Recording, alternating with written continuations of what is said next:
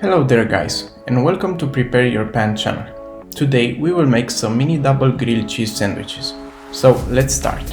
First we will remove the crust from our bread.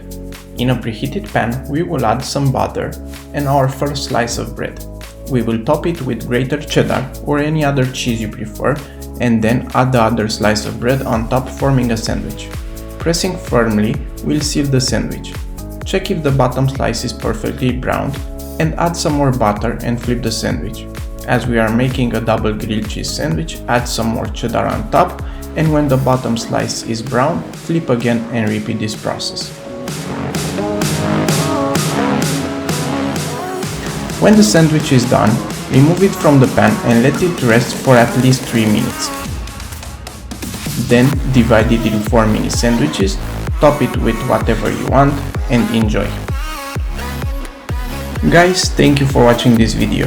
I really hope you enjoyed it, and if yes, please hit the like button and don't forget to subscribe to my channel for new recipes. Also, please leave your comments in the comment section below. Bye!